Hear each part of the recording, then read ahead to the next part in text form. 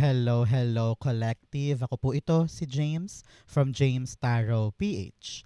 Ito po ay isang message na timeless reading para po sa inyo. Kaya kung kailan mo to maklik, kailan mo to makita at mapanood, ito yung tamang pagkakataon para malaman mo ang mensahe para sa'yo ng iyong spirit guides. Okay? So while I shuffle your cards, ngayon pumikit ka na muna and make a wish. Ano yung mga pinakahinihintay mo at pinakaninanais mo sa buhay mo? Panahon na para idulog mo yan ngayon. Look at the light. Gamitin mo yung gabay para makuha yung frequency of your prayer. Okay? Wish ka na. Pikit mo na yan. So that it will coincide sa ating mga cards today. Okay? Okay, let's begin. Inhale and exhale. The message for you at this moment mula sa iyong spirit guides ay the Page of Wands, beautiful. Meron ka pang the Hermit card and then the Knight of Wands. Beautiful, beautiful, beautiful.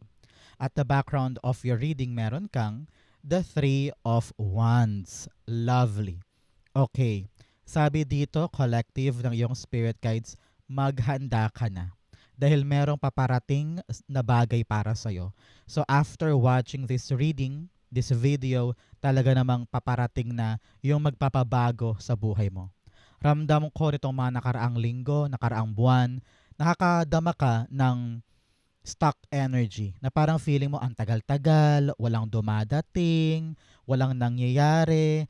Kitang-kita mo na navisualize mo na kung ano yung gusto mo kung ano yung pangarap mo Pero noon, halos lahat walang nangyayari. Tenga, kumbaga.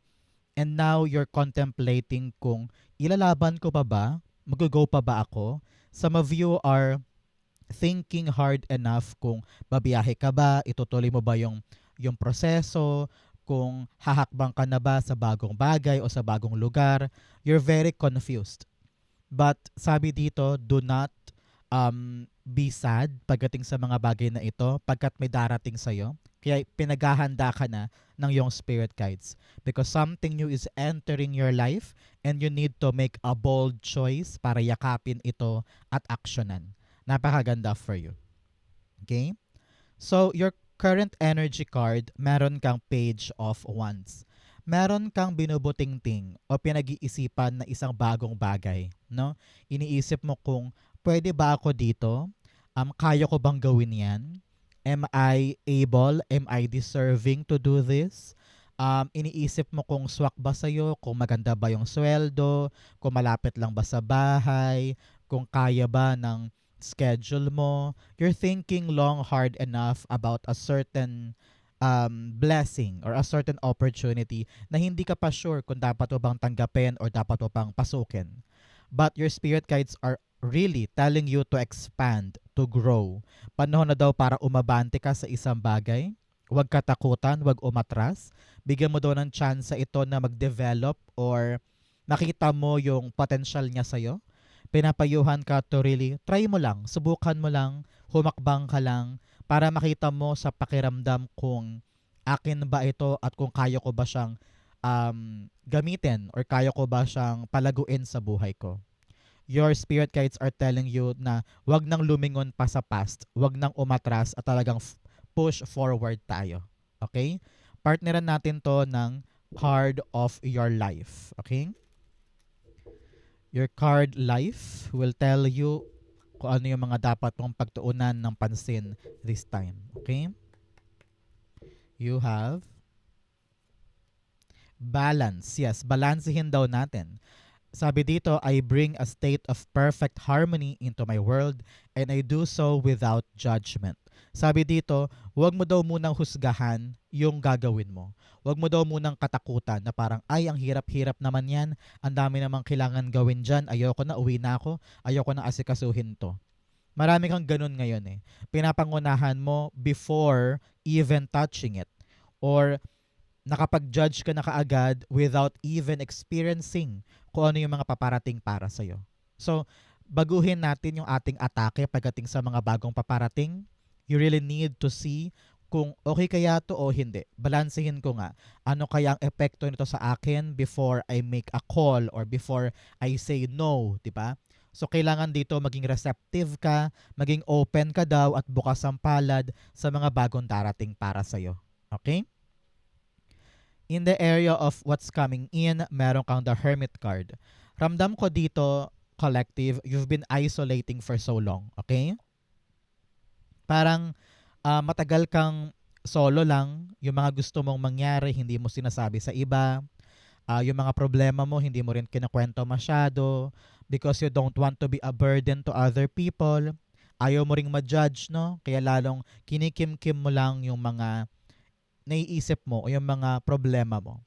And you keep on finding the answers ng mag-isa. Mag-isa ka lang minsan eh. And siguro nakasanayan mo yan, lumaki ka siguro ng iniisip lamang ay maging matatag, kayanin na mag-isa kasi wala kang inaasahan before. So parang kinalakihan mo na. Pero sabi dito, you need to shine yourself. Huwag kang magkasya sa mga sulok lamang o sa dilim o sa kapos, no? Kailangan habulin mo yung pangarap mo eh. Sabi dito, hindi mo kailangan daanin lahat na mag-isa. Maaaring yung ibang tao sa paligid mo yung makatulong sa'yo. So halimbawa kapag meron kang iniisip na trabaho, balak mong pasukin, why not ask your pinsan, ask your best friend, baka meron silang suggestion or meron silang alam na hindi mo alam na maaaring makatulong sa'yo. Sabi dito, no man is an island, you've been searching for so long, pero hanggang ngayon parang feeling mo naliligaw ka pa din. O hindi mo alam kung saan pupunta, hindi mo alam yung purpose mo, hindi mo alam kung ito bang darating para sa akin talaga. Tinatanong mo hinahanap mo yung kasagutan eh. Pero sabi dito, the answers are within. Nasa puso mo, nasa sa iyo ang sagot. Ang kailangan mo lang this time ay talagang tanungin ang iyong sarili. Handa na ba akong umabante? Handa na ba akong mag-take risk at mag-grow this time? Iiwanan ko na ba yung nakasanayan ko? Yung nakasanayan ko ba, sapat na ba yun sa akin? Satisfied ba ako doon or hindi? Ano ba talaga yung nasa puso mo? Ano yung gusto mong puntahan? Ano yung gusto mong patunguhan sa career mo, sa love life, sa buhay in general? Kailangan masagot daw yan this time. Kailangan malinaw sa'yo yan, mag-shine sa buhay mo yan para alam mo yung yayakapin mo at alam mo kung ano yung pinapasok mo. Hindi pwedeng, ay hindi ako sure. Hindi pwedeng, ay wag na lang. Kailangan ikaw yung uri ng taong susubok pero may kasiguraduhan sa puso na ito yung balak kong puntahan, ito yung balak kong gawin, tatahakin ko ito. You really need to know this time nasaan ba ang puso at isip ni Collective. Ano yung pangarap mo for the next year? Ano yung target mo for your house? Ano yung target mo for your pera? Ano yung target mo for your love life? Kailangan kahit paano may linaw yun para alam mo kung ano yung mga dapat mong piliin at dapat mong pasukin. Okay? Bigyan kita ng life healing cards for your life today para ma-solve natin itong questions na ito at mga pagkalito at mga tanong sa isip mo. Okay? You have go within. Yes. Talagang sinasabihan ka to go within yourself. Tingnan mo yung image. Talagang nag-aalab. Sabi dito, pag-alabin mo ang iyong puso, pag-alabin mo ang iyong isip. Tingnan mo yun nasa pinakagitna. Yan. Parang ikaw na naka-Indian seat at talagang nakataas ang dalawang palad sa langit na parang darasal, no? It's all about you shining your spirit.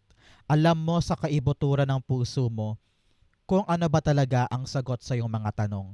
Go within. Mag-introspect ka, mag-retrospect also, and ask your heart na parang, teka, ang dami-dami kong ginagawa sa buhay. Ito pwede, iyon pwede, ito may potential din. Pero alin ba talaga dito ang gusto ko?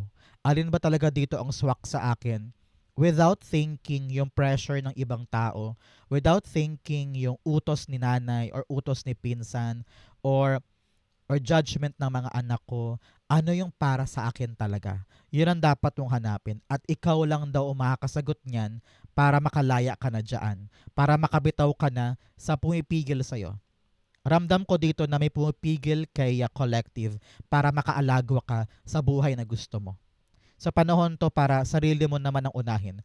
Ano ang gusto ko, ano ang para sa akin, and huwag mo nang isipin pa yung judgment ng ibang tao. Okay? Especially here, meron kang Knight of Wands in your fortune and near future. Sinasabi dito, collective, na merong paparating na magandang balita para sa'yo. Na labis-labis na magpapa-excite sa'yo na parang sabi mo, yes, dumating din. Yes, parang ito yung nagbigay buhay sa'yo this time. Halimbawa, may tumawag na sa'yo for that job, o kaya tumawag na nabenta na yung lupa, o kaya tumawag na planchado na daw yung kontrata, no? O kaya tumawag yung friend mo, yung project ninyo approved na, no? Kung ano man tong good news na ito na papasok sa'yo, ito'y nangangailangan din sa'yo collective ng responsibility in your part. You really need to give your effort, to give your heart, to give your passion and motivation na ilaban ito. Kasi syempre sa una, nakaka-excite, 'di ba? Parang sige, yes, may dumating din. Pero kaakibat no, nakakatakot na para bangang kaya ko ba? Ipa-push ko ba? Paano kung matalo ako? Paano kung mag-fail ako? Yan, pumapasok na naman sa'yo yung duda, yung takot. Kina-question mo na naman ang sarili mo sa kung hanggang saan mo ba to kayang dalhin. No? So sabi dito, enjoy the journey. Wala kang ibang dapat gawin kundi yakapin, kumilos, gumalaw, show up, at i-enjoy mo yung proseso. Kapag ine-enjoy mo daw kasi yung proseso, gumagaan, dumadali, bumibilis, at nagiging worthwhile yung adventure, yung experience. Kaya kung meron kang papasukin ngayon collective na bagong trabaho, project, negosyo, or activity, i-enjoy mo lang. Huwag ka na mag-overthink, huwag ka na mag-overanalyze kasi itong magandang balitang ito, kayang-kaya mo ito. Nakita ko, ito ang sasagot sa lahat ng tanong mo. You're questioning yourself, ano ba yung destiny ko? Ano ba yung purpose ko? Here is your purpose. Itong magandang balitang papasok na yayakapin mo at aaksyonan mo, ito yung bagong purpose ng buhay mo. Ito yung magbibigay saysay sa buhay mo moving forward.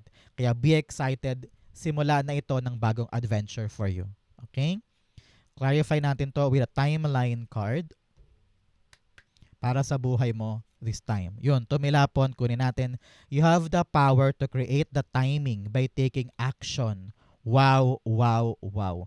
Napakagandang paalala yan para sa'yo. Number 34. Importante po ba sa inyo ang number 34? Pati na rin ang 3 and 4. Kung yes po, this reading is for you. Kung hindi naman, ibig sabihin ang mga numbers 34, 3, and 4 ay lucky number mo this time. Okay? Sabi dito, you have the power to create the timing by taking action. Basta kumilos ka lang daw, umabante ka, humakbang ka, yakapin mo yung mga bagay na alam mong para sa'yo, and then charge forward with passion, with love, with motivation at gigil, darating sa'yo yung blessing. Darating sa'yo yung biyaya dahil ikaw mismo ang nag-create ng biyayang iyon. Kumbaga ang lesson dito collective, hindi ka basta-basta lang maghihintay ng grasya. Ikaw ang gumawa ng grasya para sa'yo. Dahil nahanap mo yung talagang gusto mo. At meron ka na ngayon drive, passion, energy, and talagang gasolina para kumilos. Dati kasi naniniwala ka na kung para sa akin eh. Pero now, sabi sa reading mo today, naintindihan mo na kung hindi ako gagalaw, hindi ito magsisimula. Stuck pa rin ako dito. Pero dahil hindi ka na umatras, namili ka na at umabante ka, you entered this new opportunity with excitement, with power, with passion. Ikaw ang lumikha ng magandang bunga para sa'yo. Sabi dito, the time is right for you. If you're now able to take action, yan ang right timing. Okay? Napakaganda for you. Wala kang timeline. Sabi dito, kung kailan ka magsisimula, diyan papasok ang swerte, diyan papasok ang biyaya, diyan papasok ang grasya. Okay? So, bigyan kita ngayon ng money and fortune cards for today. Kung kailan mo ito mapanood, ito ay nakatadhana mong makuha ngayon. Okay? You have looking. Have an eye for beauty and uncover hidden charms. Seek and you will find it. Yes, talagang sinasabihan ka, Pag ikaw ang naghanap, makukuha mo agad. Pag ikaw ang kumilos, makukuha mo siya agad. Okay? Kailangan bukas sa mga mata, ang isip para sa mga tamang pintuan dahil readily available siya para sa'yo. Okay? Another card. You have, yun, new beginning. Yes. You will start a new job and life, clean sweep over. Hit the reset button. Talaga namang meron kang papasukin na bagong pagkakataon, bagong simula ito. Tingnan mo naman yung image, oh. Talagang sumibol yung araw. This is really sunrise in your life. Possible na ang araw sa buhay mo. Grab this opportunity para magkaroon ng magandang ikot ang buhay this time. Okay? Another fortune card for you. You have gift. Wow. You will discover new talents that will lead you to new opportunities. Use opportunities that arises. Sabi dito, may mga darating sa iyong mga pagkakataon, may mag-arrive na opportunity na dapat mo daw tanggapin dahil kayang-kaya mo daw itong mapagtagumpayan dahil meron kang talent para ito'y ipanalo mo. So, sabi talaga dito, ang darating ay nakatadhana for you at ikaw lamang ang may kakayanan para ito'y maganap at para ito'y maipanalo. So, do not doubt yourself. Ang pinakamagandang sinabi talaga dito, collective, ay yung biyaya mo, ikaw ang lilikha niyan. Kaya hindi pwedeng uupo ka lang dyan at maghihintay. You have to create it. Pag nakita mo yung mga opportunity, grab it. And make sure na alam mo yung pinapasok mo. You put your passion on it dahil ikaw ang gagawa ng iyong sariling grasya. Okay? You're very, very, very powerful this time para ito yung mangyari sa'yo. So napakagandang reading ito for you. Bibigyan kita ng manifestation ritual sound para maganap ko ano man yung hinihiling mo. Okay, ready ka na? Close your eyes and feel the frequency of this sound para maganap yung magandang biyaya for you. Close your eyes. Let's begin. Ang mga biyaya ipaparating na. Ang good news na bunga na yung mga aksyon ay nandito na. Be ready for the miracle. Be ready for the blessings. All of these are coming only for you. Okay? So collective, congratulations and good luck po sa mga bagong paparating. New job, new opportunity, new things, new money, new gift is all for you. Congrats po. Para sa iyo talaga tong reading na to. So good luck. Thank you for watching hanggang dulo. I love you. This has been James for James Tarot PH. God bless everybody.